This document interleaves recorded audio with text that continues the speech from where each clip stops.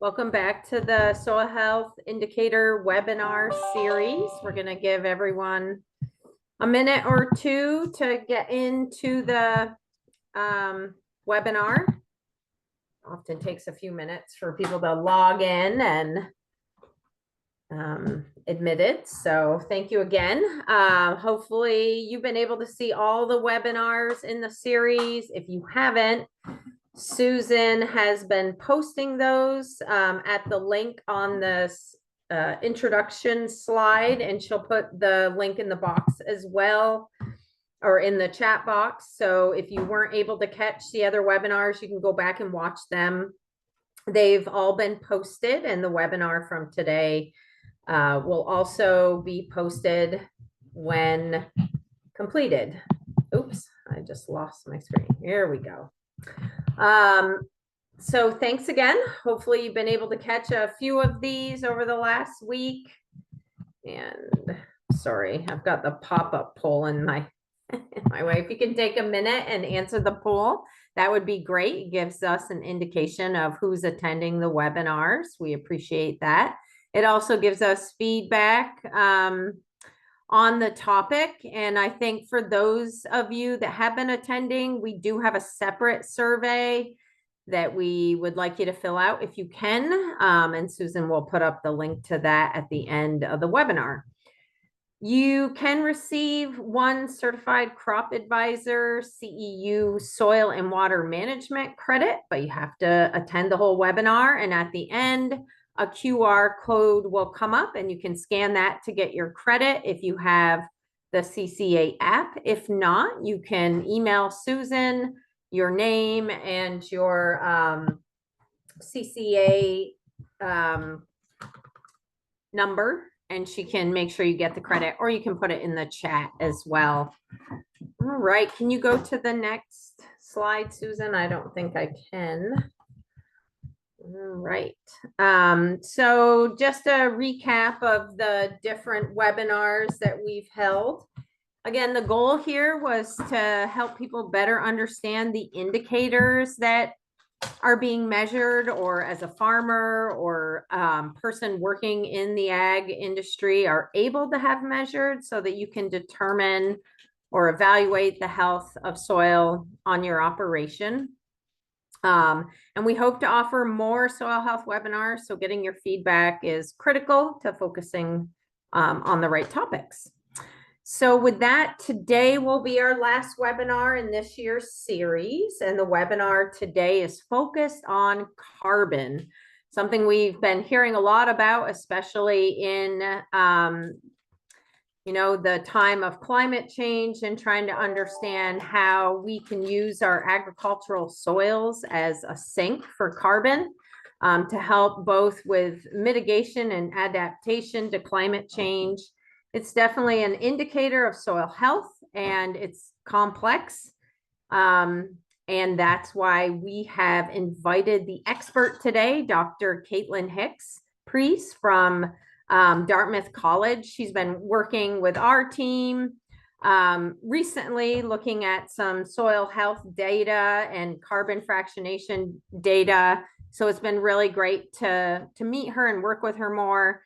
And excited to hear what you have to say today, Caitlyn, about carbon. So with that, I'm gonna turn it over to you if you want to share your screen. And if folks have questions, please type them into the chat and we'll get to those at the end of the webinar. And with that, Caitlyn, I will let you start your presentation.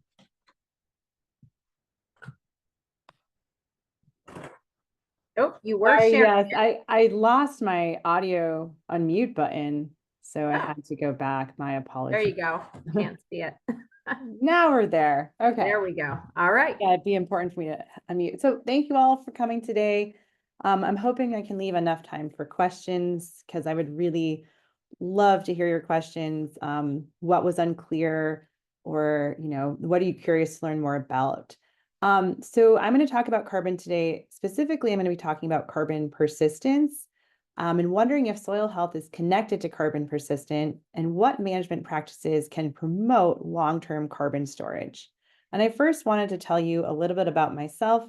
Oh, please note my email is caitlin.hicks.pries@dartmouth.edu. If you have any questions or comments, please email me. I'd love to hear from you. So just a little bit about me and what I do. As a professor here at Dartmouth College, I investigate what I call the vulnerability of soil carbon to global change across many different ecosystems. So I have done research in the Arctic, in Alaska and Greenland. These Arctic soils are very different than ours.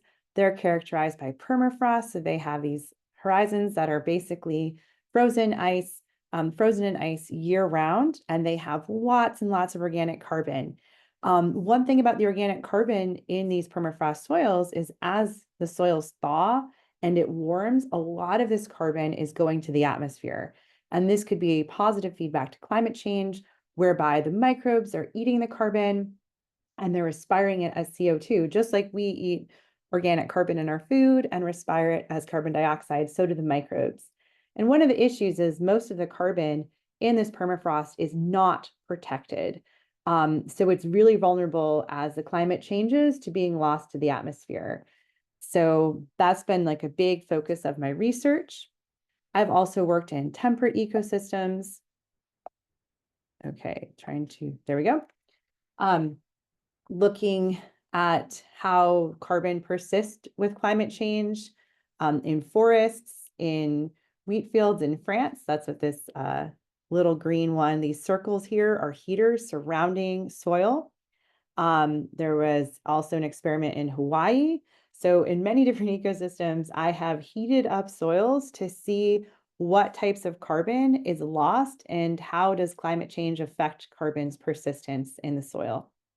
And so after working in the Arctic and in these more wild ecosystems, with the exception of France, where it was in a wheat field and a hay field, I have also set my sights on Vermont and looking about how do we know anything about how vulnerable soil carbon is throughout pastures and farmlands of Vermont.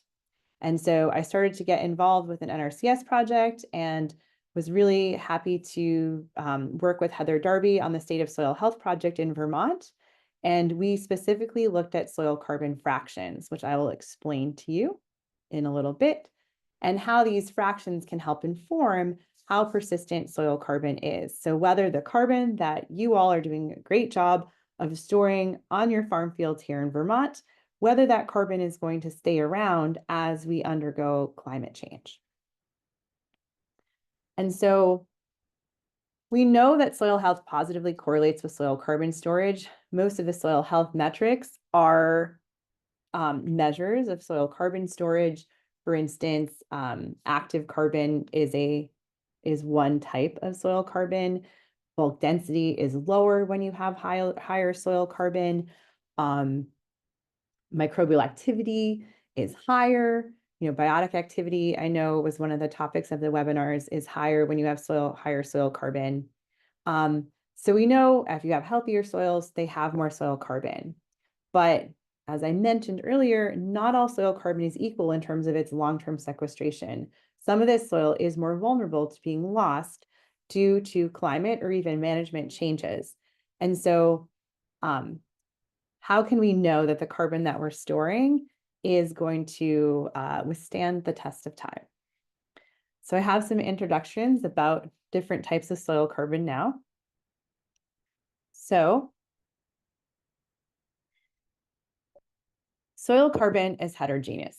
It's not all created equal, and not all of this soil carbon can be sequestered for a long time.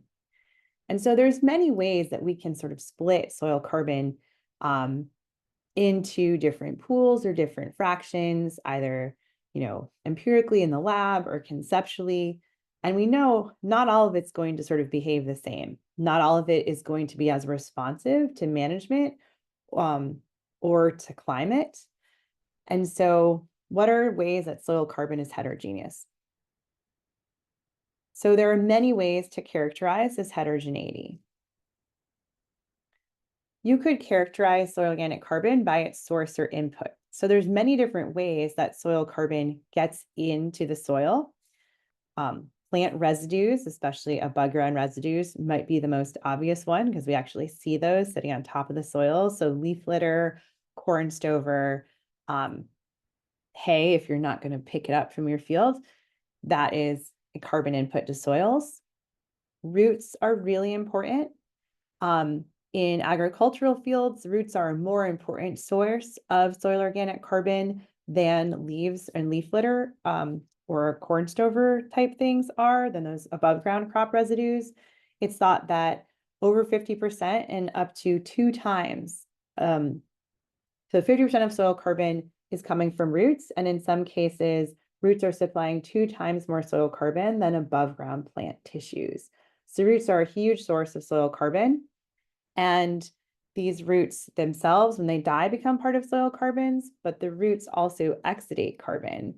So all the carbon that your plant is fixing, some of it is also leaking into the soil in a dissolved form that we call root exudates. And that's an important pool of soil carbon as well. Aside from the plants, we also have inputs. So compost, manure, and compost. Those are important carbon inputs to soils, and many of the soils in Vermont are receiving these organic amendments that are adding not only nutrients to the soil, but also carbon. One easy way to increase soil health is to add more of these amendments. It's going to increase your soil carbon, decrease bulk density, generally increase microbial activity. And lastly, an important ultimate source of soil carbon that I think goes unrecognized are actually the soil microbes themselves. So the bacteria and fungi that are being fed by these organic carbon inputs, when they die, their bodies, what's left over, becomes a really important source of soil carbon. And I'm going to talk about mineral-associated soil carbon. And much of this mineral-associated soil carbon actually comes from the bodies of dead microbes. You could also characterize carbon by its molecular structure. So I know it's overwhelming. I put molecules up, but some of these molecules are simple. In the top left, we have a glucose molecule. We have cellulose in the bottom, which is just a chain or polysaccharide, a chain of sugar molecules. The glucose is a sugar. And then on the right, I have an extremely complicated lignin molecule. So not all carbon in soil is equal. Some of it is going to be stored in really easy to access and digest by microbes. We can call it digestion sugars or cellulose, and others are in these large molecules that can be really hard for a microbe to start decomposing. So in terms of that leaf litter, some of it becomes part of the soil organic matter pretty quickly, but some of it takes a long time to become part of soil organic matter if it has this structural lignin. That's a really complex molecule. It's hard for the microbes to break it down. We can also characterize carbon by how it's protected in the soil, and I'll get at protection in a bit. So you can characterize carbon by how it's protected, and we can think of carbon as being in a particulate form. So here are some pictures of particulate organic carbon. You can see that they look like recognizable pieces of plant. You can see sort of bark, stems, roots. It looks like, little pieces of wood chips, perhaps. So this is particulate carbon. It is free in the soil. It is unprotected. That means it's easily accessible by soil microbes.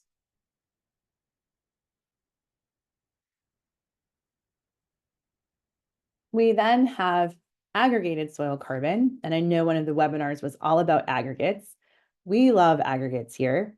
So soil carbon in aggregates is protected from microbial attack. So it's generally protected from microbes getting at it and decomposing it into CO2, which would cause a loss of soil carbon. So in these soil aggregates, little bits of particulate carbon, or the next fraction, which is mineral associated, I'll show you, are protected because inside an aggregate are these really tiny pores. And the pores are so small that it prevents the microbes from accessing the carbon to break it down.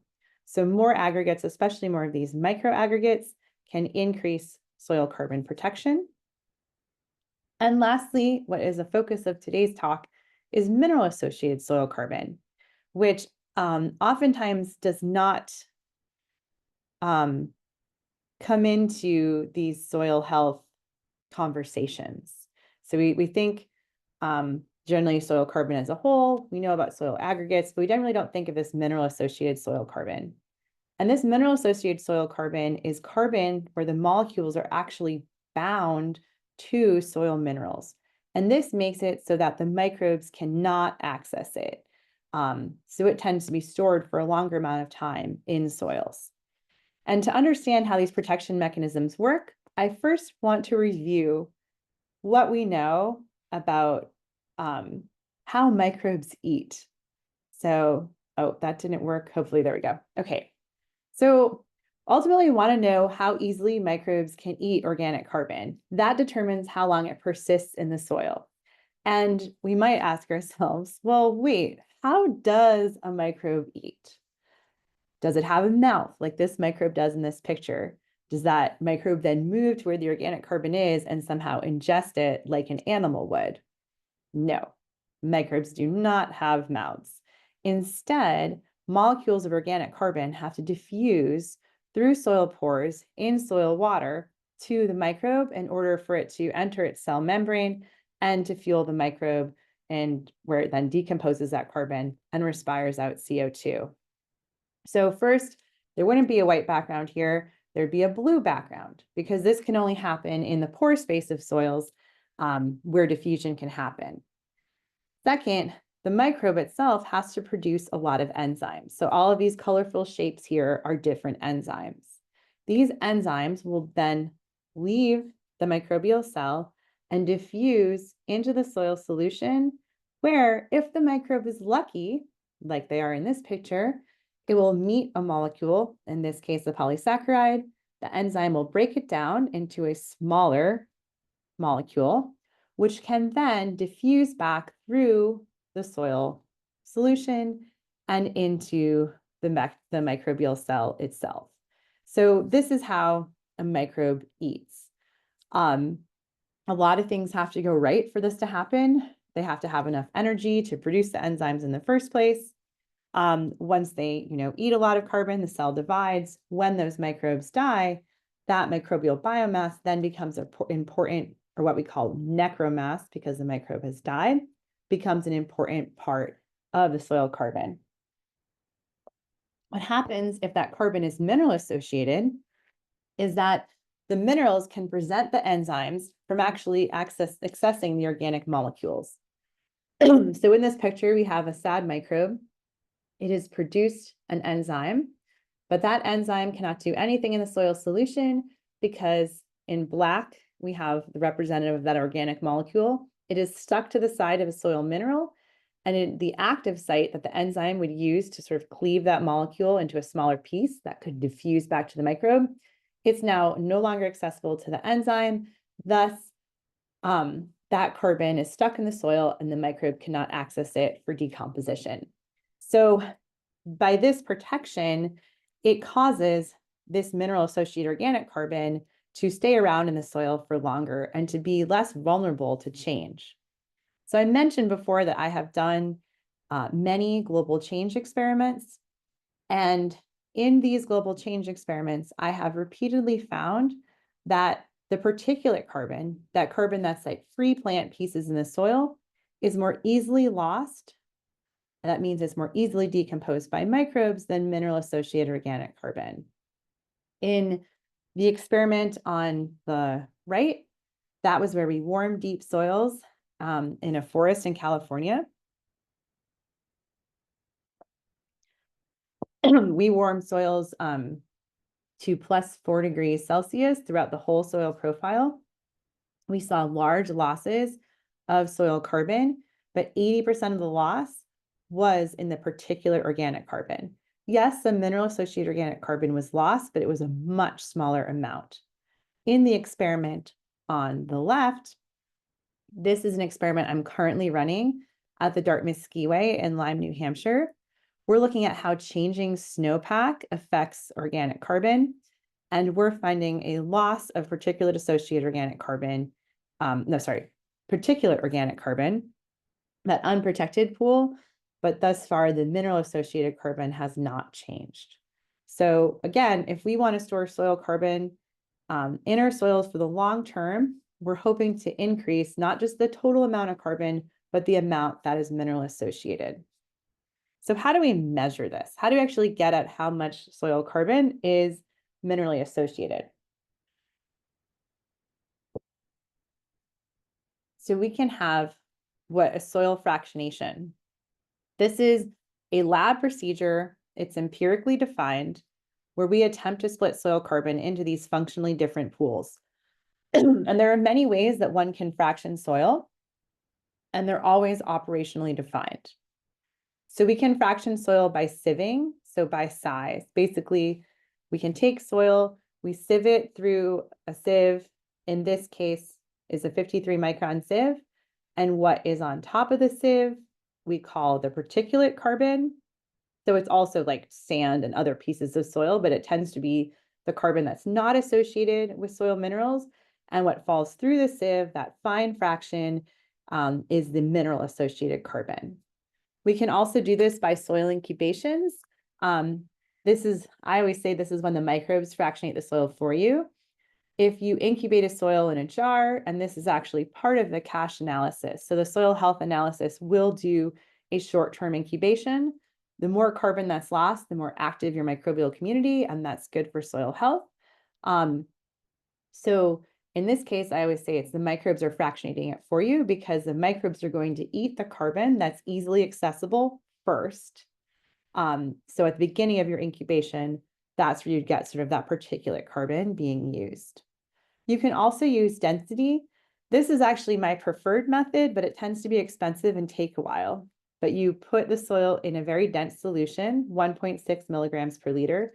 Generally, water is 1 milligram per liter. If you shake that soil up, the particulate carbon will float to the surface. So in this picture, you can see it's the dark stuff that's floating on top. And the mineral associated carbon and all the soil minerals will sink to the bottom because they're heavier, they're denser than that solution. Then we have to separate those and rinse them, but you can get mineral associated and particulate in that way. So in the experiment or the study I'm going to tell you about today, and what I think is a way that this metric can be used for farmers is using the size fractions because it tends to be pretty quick. So with these size fractions, we have particulate organic matter that's on top of they're bigger than 53 microns, that's on top of the sieve, and mineral associated organic matter that's less than 53 microns, and it sinks through the sieve. I must say the sieve icon I'm using is a bit misleading because those are really big holes. 53 microns is really, really tiny. It's almost sort of hard to see those holes with the naked eye. So generally, this particulate organic matter is fast cycling. So this is what's measured oftentimes if you have an incubation, a short-term incubation, that POXC, which is one of the soil health metrics, is generally thought to be this fast cycling carbon. It tends to be made up of root and leaf litter, fungal biomass. It is associated with soil health metrics. So generally, it's sort of been known that particulate organic matter, there's more of it if you have greater soil health. We know that soil health metrics are sort of measuring this fraction of organic matter. And we also know that it's fast cycling because we can actually date the carbon. I didn't include these slides. I thought it would be too much. But we can use radiocarbon to date carbon. Naturally occurring radiocarbon, we're not like adding a radioactive spike or anything to the soil, but there is this radiocarbon naturally in our atmosphere and also in our atmosphere as a result of atmospheric nuclear weapons testing, and it is radioactive. And we can actually use its decay to age the soil. So when we separate out this particulate organic matter, we know it's younger. We know it's cycling every year or maybe every decade. This mineral associated organic matter, when we separate it out, tends to be slower cycling. It can cycle on the order of decades to centuries. I recently aged some mineral associated organic matter in the very top 10 centimeters of mineral soil in a forest. in the Hubbard Brook experimental forest, and it was cycling every 300 years, whereas the leaf litter was cycling every 7 years. So that just gives you an idea of how different these two pools of carbon are. This mineral associated organic carbon tends to be derived from microbial biomass. So when the microbes that are eating the particulate organic matter die, some of that necromass becomes associated with minerals. They tend to be very simple, low molecular weight compounds that get stuck to the size of minerals. And I would argue you need a healthy soil in order to form this mineral associated organic matter. But it was really not well known how well mineral associated organic matter is connected to soil health. And that's some results of a study I'm going to show you today. So to remind you, the two fractions we're looking at are particulate organic matter here on the left. So these are the little pieces of plant material, dead roots. It could also be fungal biomass like chitin, like the fungal hyphae. And then we have the mineral associated organic matter, which is organic matter that is absorbed to soil minerals. So I'm going to be presenting some research that we recently completed. Is actually being submitted to a journal today, where we wondered, how do these soil carbon fractions relate to soil health metrics?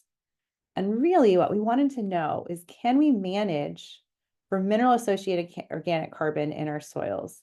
Is it something that we have the ability to control?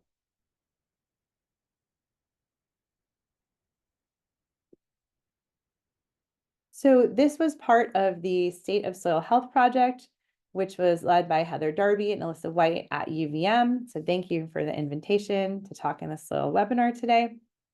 And all the research I'm presenting was really led in my lab by Erin Lane. Erin Lane is a PhD candidate at Dartmouth College in my lab, but she has two roles. She is also in the USDA Northeast Climate Hub. So Erin is actually a full-time US Forest Service employee who's been doing her PhD with me in my lab, which is super impressive that she holds basically two jobs at once.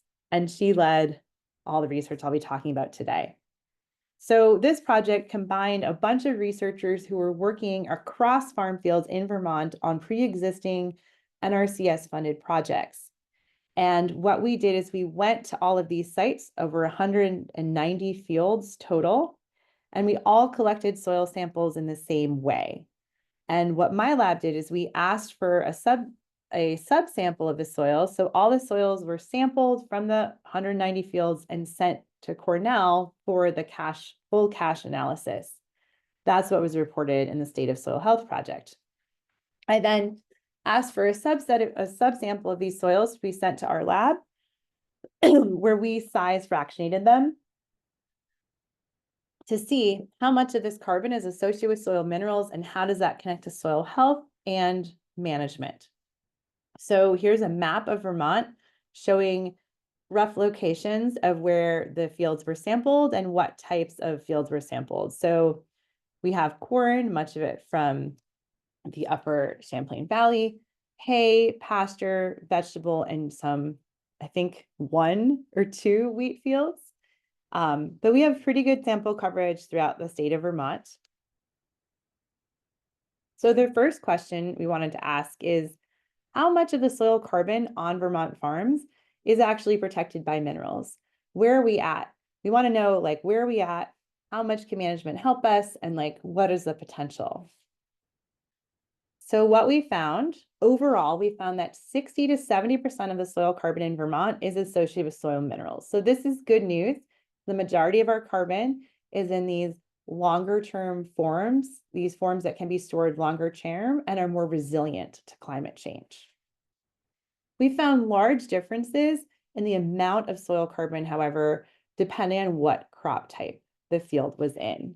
So perennial crop types, hay and pasture, have the greatest concentrations of mineral associated organic carbon. So here we have crop type. I'll sort of walk you through this table. We have crop type. It's either corn, silage, hay, pasture, or vegetable. We did not include wheat here because again, we only had 2 fields, which wasn't enough to give us a strong sample to like characterize what these wheat fields were like. We have particulate organic carbon that we call POC, and this is a concentration. So it's the amount of carbon per gram soil in that particulate form. We also have mineral associated organic carbon, MAOC, which is the amount of carbon per gram soil in that form. And lastly, we have the proportion of carbon of total carbon that is mineral associated. So I wanted to point out that both hay and pasture have the most particulate organic carbon and the most mineral associated organic carbon. I was expecting to see them to have the most particulate organic carbon given the way they're managed. Also, like on a pasture, you have a lot of manure. If you have active animals grazing on it, that's going to be contributing to particulate organic carbon. But I was surprised to see they also had more, especially more than corn, of this mineral associated carbon. So we can kind of get an indication that the perennial crop types were the ones with the most mineral associated organic carbon, that it probably is related to soil health, as these perennial crop types oftentimes have a higher soil carbon health.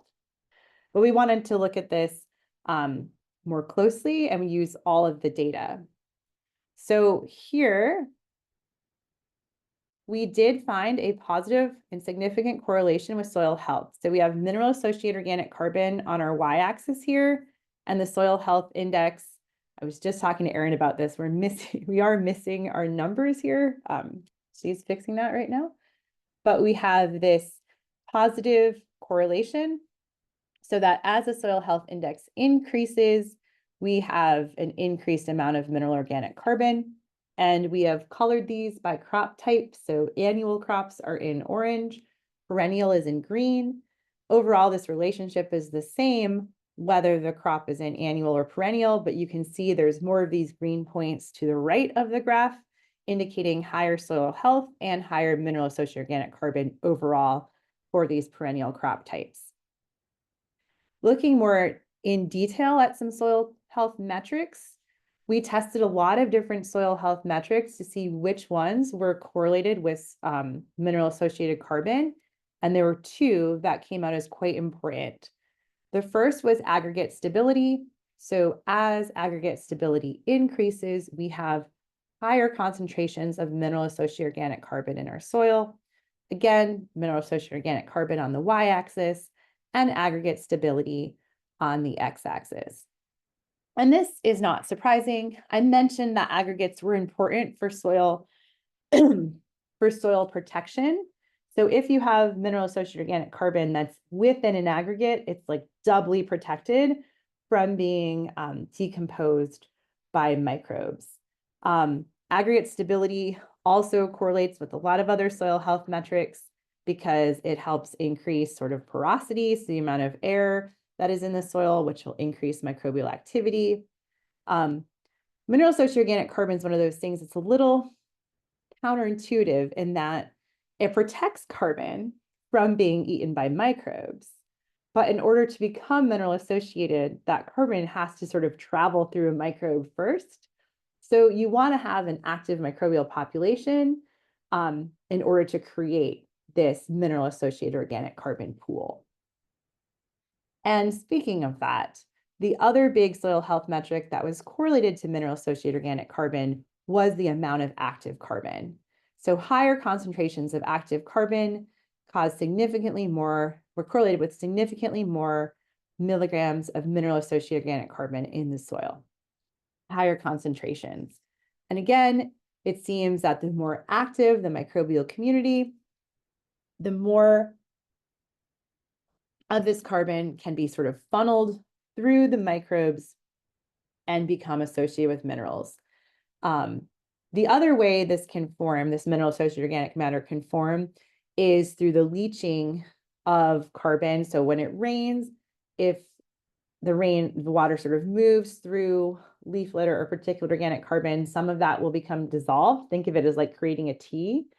And this tea can then, carbon in that tea can get stuck to the soil minerals. So that's another way this mineral associated organic matter can form, but it's less important than this sort of microbial pathway where an active microbial community can help funnel carbon into these mineral associations. And so this active carbon is correlated with a more active microbial community.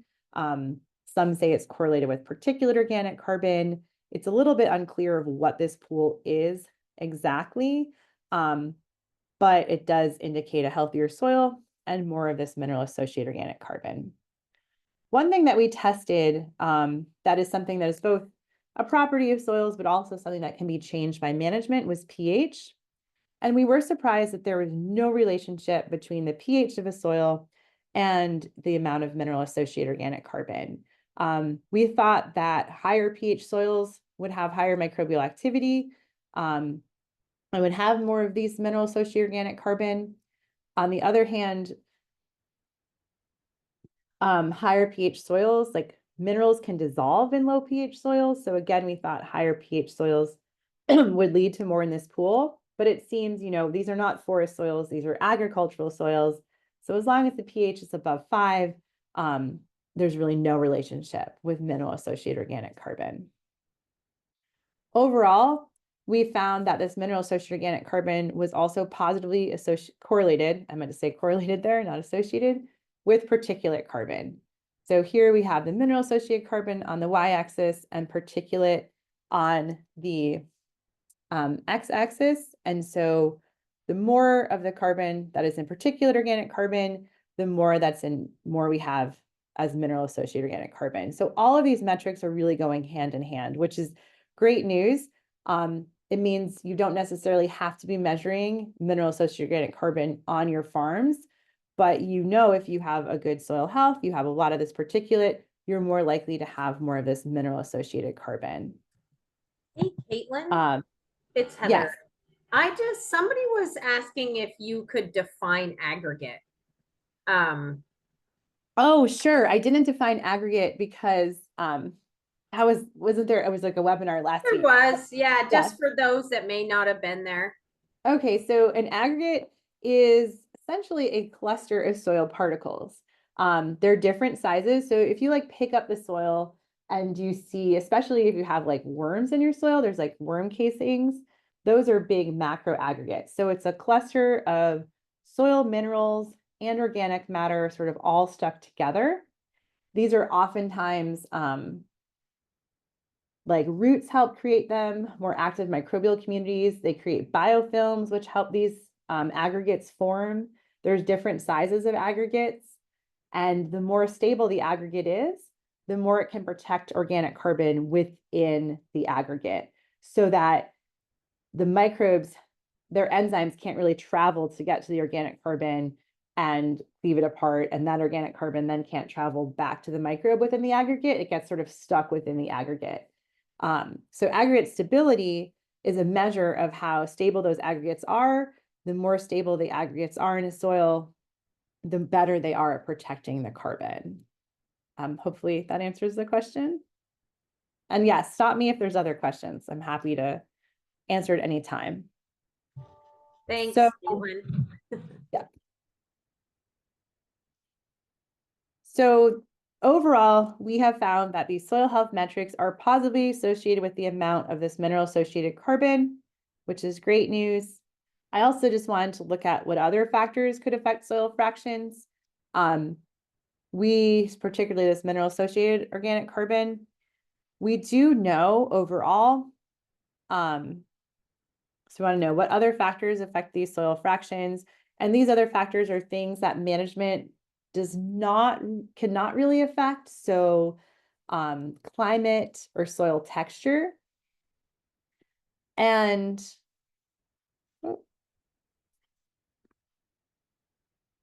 we looked at how climate and soil texture, and this is a confusing graph, so I will walk you all through it. So again, as in all of these graphs, we have the amount of mineral associated organic carbon, the concentration of it on the y-axis, the vertical axis here. And we have mean annual temperature on the x-axis. And we split the soils from these 190 fields into two categories. Those that have a low clay content and those that have a high clay content. So the first thing to note is in soils with a low clay content, there's not much really of a relationship between the temperature and how much mineral associated organic carbon there is. Generally, because generally clays are important for these mineral associations. It's thought that the higher the clay content in the soil, the more surface area there is for these mineral associations to form. So they tend to be lower there tend to be less of them in a low clay soil. And here with a low clay soil, we don't really see a relationship with temperature. In a high clay soil, we found a significant relationship whereby as temperature increases, the amount of mineral associated organic carbon increases. And so if you're in a high clay soil, this is in some ways good news. If the soil is warmer, this is mean annual temperature. So if your climate is warmer, that's going to favor microbial activity, and it's going to favor the funneling of more carbon into these mineral associations. But I just have this to show like other things that affect this pool. These are not ones that really management can affect. They're sort of more inherent soil properties. But the last graph I'm going to show is about potential. So overall, there is a very high potential for storing additional carbon in these mineral associations in Vermont.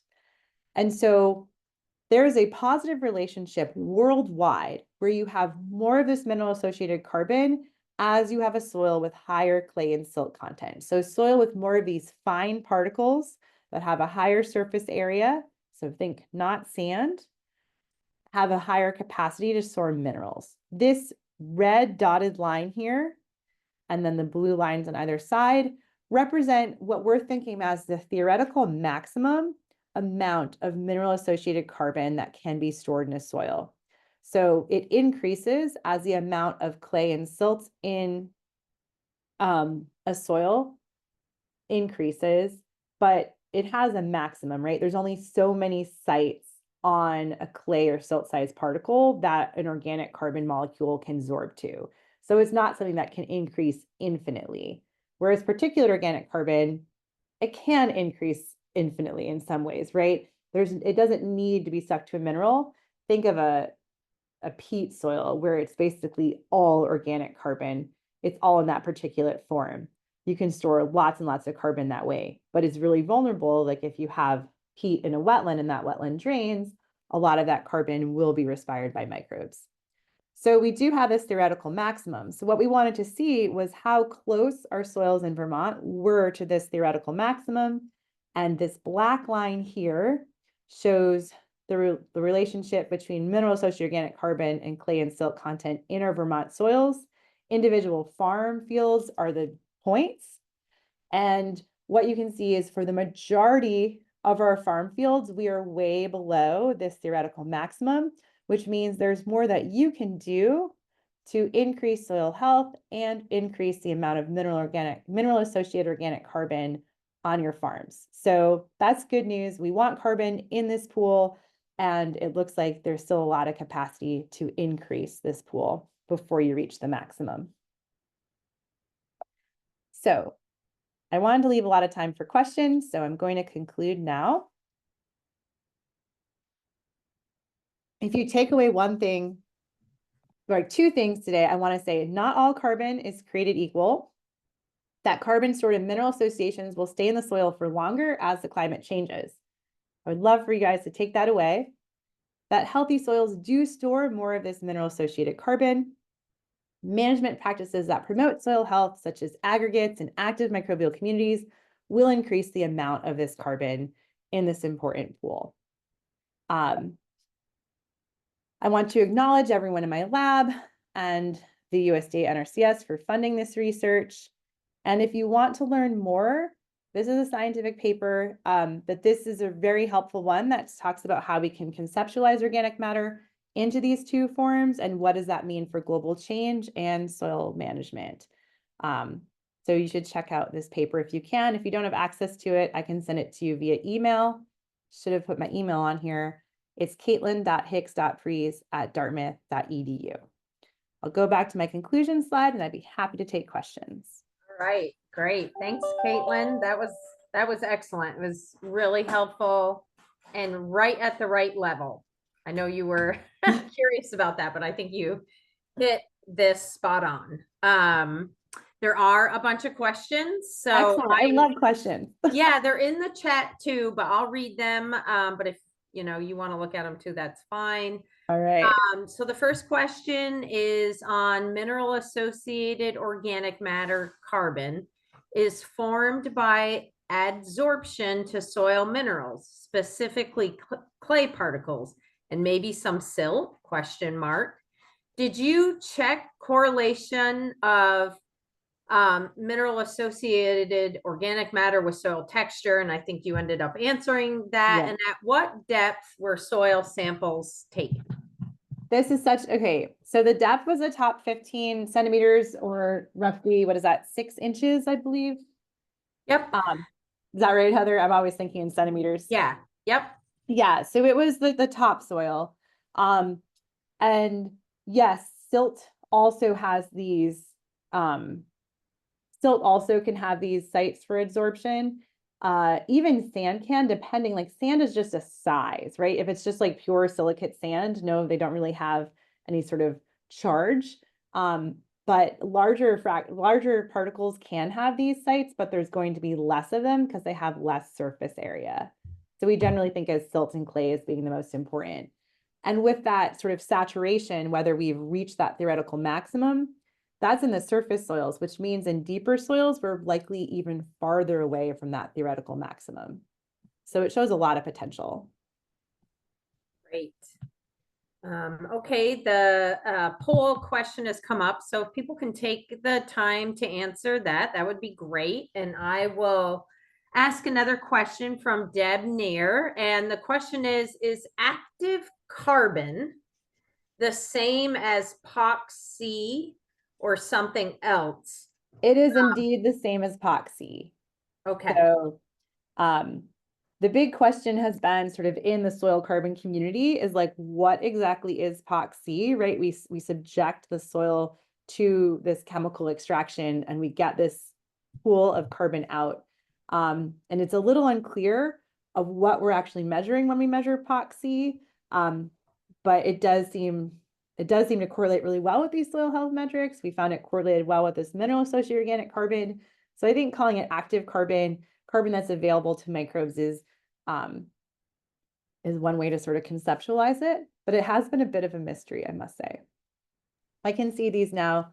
Yes, aggregate stability is measured in the cache test. There's a couple levels of the cache test, I believe.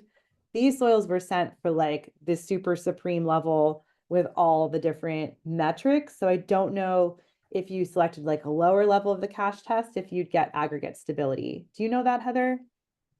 I think the basic test offers aggregate stability, so I think it's just part of the basic analysis as far as I know. Yeah. Somebody was asking about, can you discuss how this applies to sandier soils, and did any of the studies involve sandier soils? So yes, if I go back a slide, we have some soils here. I guess our sandiest was, I don't know, what is that, like an 18% clay and silt? So not like 100% sand. You can see for sandy soils, this theoretical maximum is lower. So there's going to be less potential for this mineral associated organic carbon, but they can still store some mineral associated organic carbon. But definitely the potential is less. So the next question is about rock dusts. There's been a lot of interest in rock dusts and applying those to the soil. And Willie's saying rock dust may offer potential absorption sites and minerals they offer can be lacking in the root zone. So we may be able to positively alter. Two sources of sediment shale in Vermont are worth research for mineral associated organic matter. Have you done any work on this, Caitlyn? I have not, but I was just at a scientific conference where I did go to a whole session about adding rock dust to soils and what does that do for soil carbon storage. It's generally thought, adding rock dust is looking to increase inorganic carbon storage. So these sort of weathering processes that generally happen on geologic timescales, but if we could add it to soils, then maybe we could have it happen faster. So it's generally thought of as being separate than organic carbon storage. The rock dust is a primary mineral, so it has not undergone any weathering. All of the most of the minerals in soils are secondary minerals, especially in this clay and silt fraction. And so they've undergone weathering, which tends to increase their surface area and increase their charge. So they're better at absorbing carbon.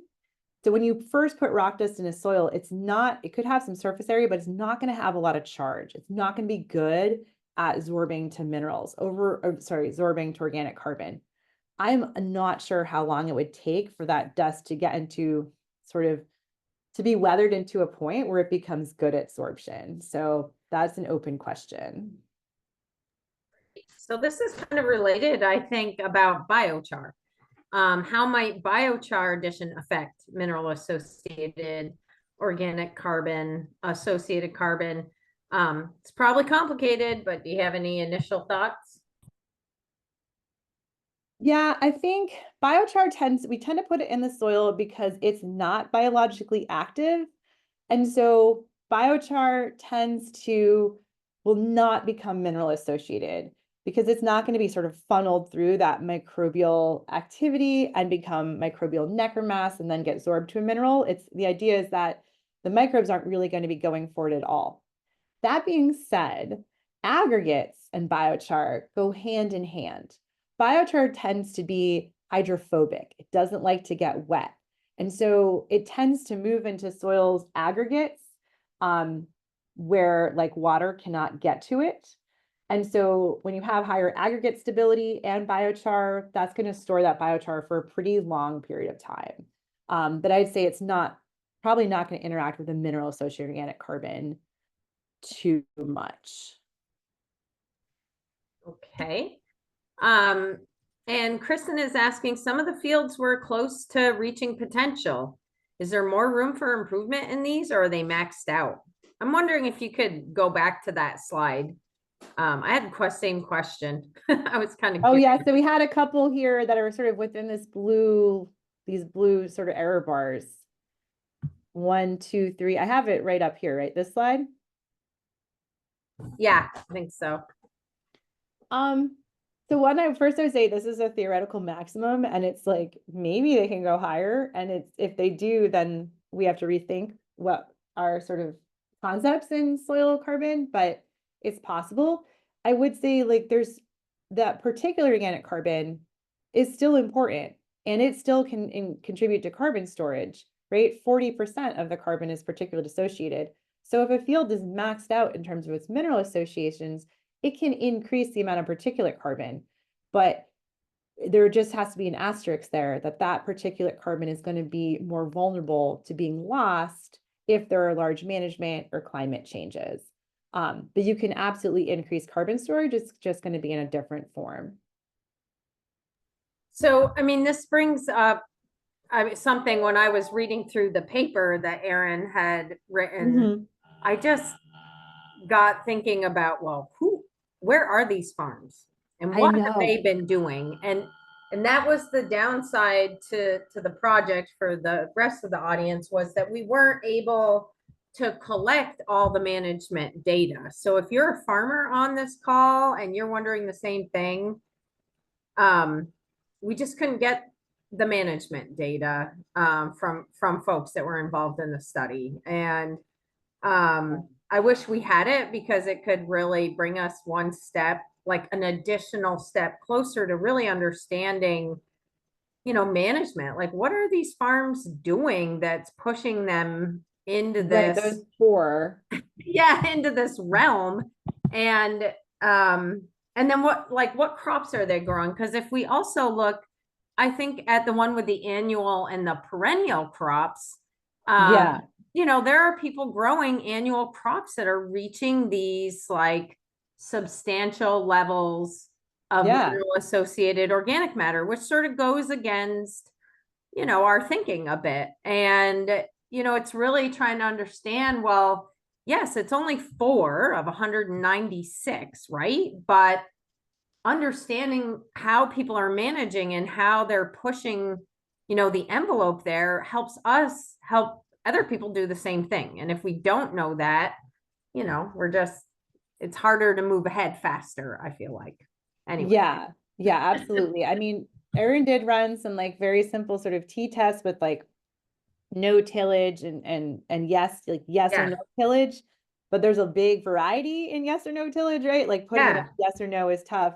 And there was an increase where you had no till, and that same with generally there tend to be an increase with perennials, but it's hard to say exactly what those farms Yeah. were doing. Yeah. And I think when we get to this sort of level in a way, like the devil is in the details, like these few farms that are doing whatever they're doing, like it's important for us to understand that.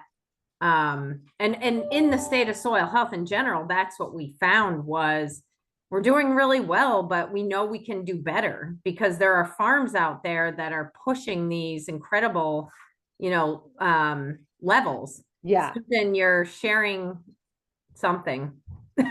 Our no-till conference brochure, sorry. I was like, all of a sudden mine was gone. So I don't know. No, I think she's trying to share the QR code for the Ah, CCA credits. I think she had the wrong screen up. oh, So okay. there's one more question from Sean Lucas, or maybe a comment. He was saying, I could see green sand, which some folks add for potassium, influencing mineral associated organic matter. I don't know if you know anything about that, Caitlin? I don't. Green sand. So yeah, what is green sand? It says glauconite. Sean, if you want to unmute, you're welcome to do that. Yeah, sure. Can y'all hear me? Yeah. Yep. So green sand weathers to smectite and some other 2-to-1 clay products. Oh yeah.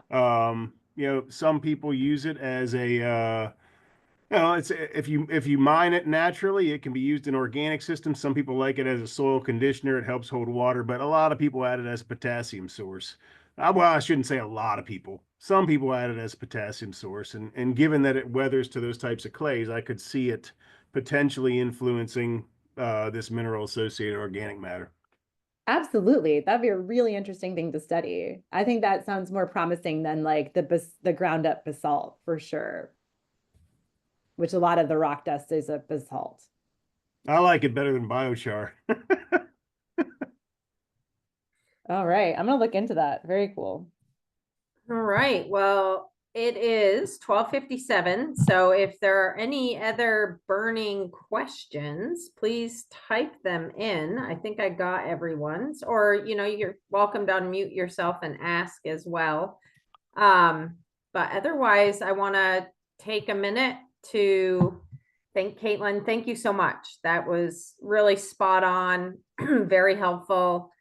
I feel like mineral associated organic matter, we've talked about a little bit, but definitely talk more about active carbon because that's what people see on their cash tests. Yeah. You won't see Um, this on a cash yeah. test. Yeah. So I don't know, is this the new frontier? Are we, is there value to think about how to offer that kind of information in a basic soil health test? Or, we have our new lab, so I think we're all thinking about how to be innovative and, who knows? I think it would definitely be helpful. I mean, it does correlate with these soil health metrics, but there was a lot of variability around that. So it is a new piece of information Yeah. that can help us. Awesome. So thanks all for your attention. Yeah, well, thanks everyone. Happy holidays. Susan put up the Siri or the survey QR code again and the link. We would appreciate your feedback because we want to keep offering up outreach and education. So the more feedback we get, the better. And thank you, Caitlin. Have a great holiday. Thanks. And same to everyone else. Have a wonderful day. Bye. Bye. Thank you.